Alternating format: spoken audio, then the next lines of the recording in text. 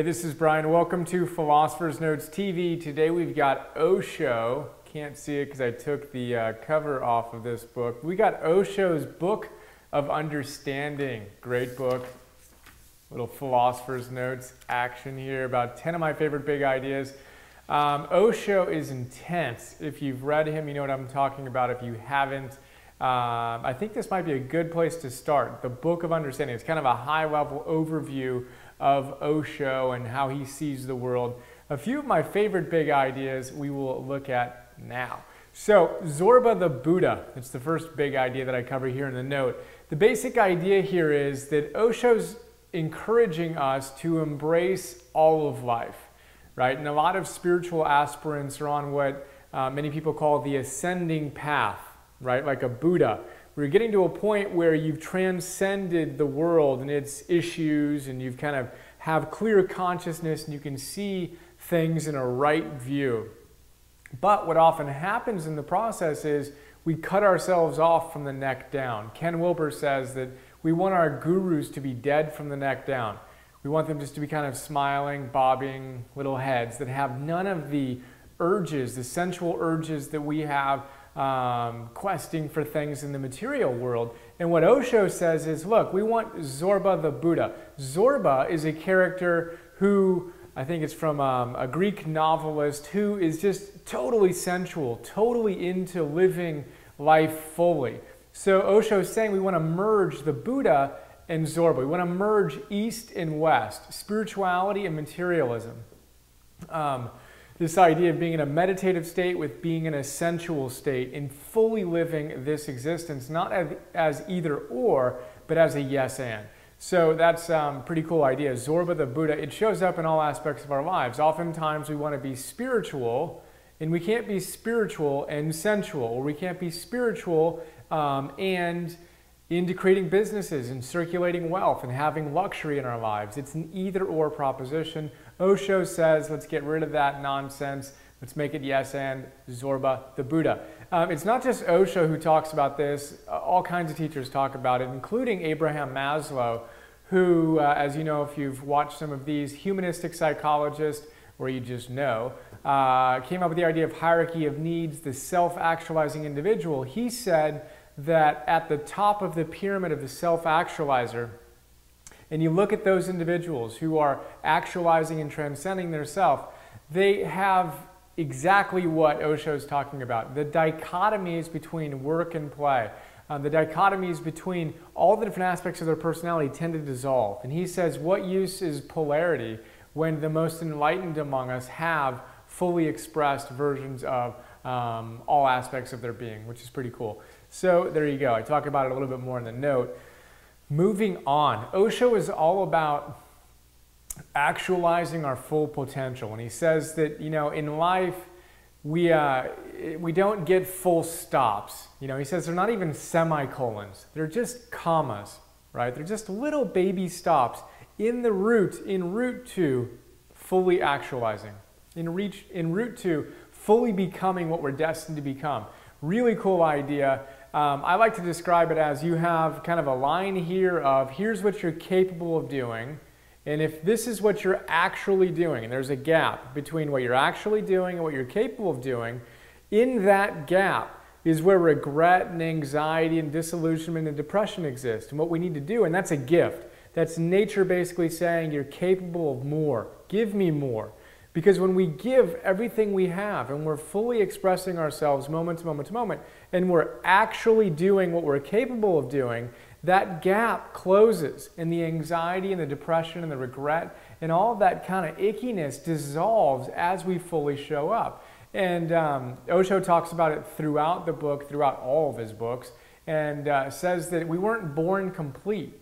We're born like a seed, and we need to do the work. We need to have the discipline and the passion to show up fully in life so that we can become the tree and we can blossom and flower in all the magnificence that we were destined to do. And to the extent we're not doing that, we're going to feel a certain amount of pain. So really big idea.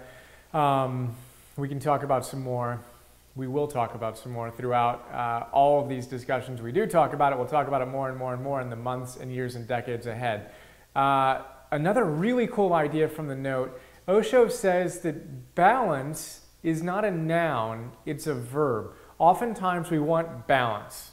We want to be totally equanimous, totally balanced. Everything is just, there's no chaos. We're dead from the neck down kind of thing. We can just reach this transcendent state of bliss. Everything is balanced. That's a noun.